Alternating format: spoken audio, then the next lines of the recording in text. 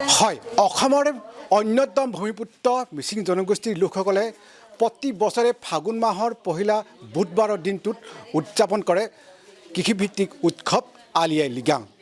এতিয়া আলি আই লৃগাঙলৈ মাজত মাত্ৰ আৰু দুটামান দিন বাকী থকা অৱস্থাত প্ৰত্যেক মিচিং অধ্যুষিত গাঁৱত এক আগতীয়াকৈ পাত ভঙা উৎসাহে বিৰাজ কৰিছে।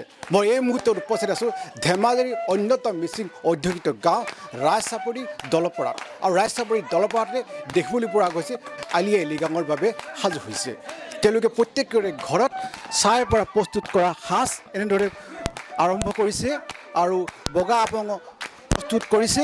ঠিক সেইদৰে তৰাপাতত প্ৰস্তুত কৰা ভাত আৰু খৰিকা দিয়া মাছ আৰু ছাই আৰু টোপোলা বিধে বিধে তেওঁলোকৰ ব্যঞ্জন খাদ্য সামগ্ৰীসমূহ এনেদৰে সাজু কৰিছে আগন্তুক আলি আই লৃগাঙৰ বাবে। গাঁওখনৰ লৃগাঙৰ বাবে আমাৰ 3 দিনৰ আগতে আবিৰ পৰা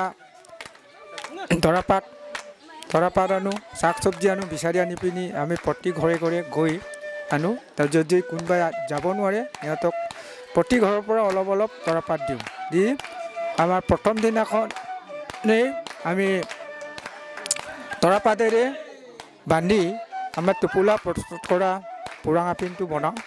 তাতে মাটিমাহ, মাংস আৰু মাছ আলহীৰ কাৰণে আমি সাজু কৰি ৰাখোঁ। এই আলহীবিলাকত আমাৰ দূৰ দূৰণিৰ পৰা আহে, মিতিৰ কুটুম আহে। আমিও তেনেকৈ যাওঁ প্ৰতি গাঁৱলৈ। প্ৰথম দিনা আমি এইটো প্ৰস্তুত কৰাৰ পিছত তাত যেতিয়া বুধবাৰ পৰিব তেতিয়া আমাৰ আলি আই লৃগাংটোত এটা মুৰংঘৰত এডোখৰ ঠাইত প্ৰতিটো ৰাইজে আহি পিনি তাত লৃগাং সম্পৰ্কত আলোচনা কৰি এডোখৰ মাটিডোখৰত প্ৰস্তুত কৰি তাত আলি মানে হ'ল বীজ, লৃগাং মানে হ'ল ৰোপণ। ঠিক তেনেদৰে আমি পীৰৰে উতাৰ বহাই 4টা কুটি দি এই 4টা কুটিয়েদি আমি লৃগাং প্ৰস্তুত কৰোঁ। ছাই আপং, তাৰপিছত এই কিবা মাটিমাহ, এইটো মাংৱিং বুলি কয়।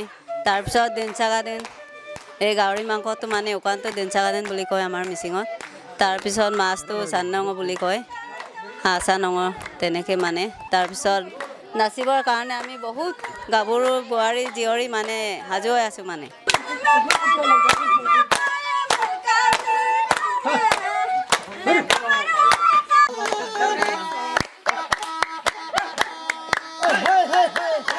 ৰঙালী ৰঙেৰে যেন উৎসৱমুখৰ হৈ পৰিছে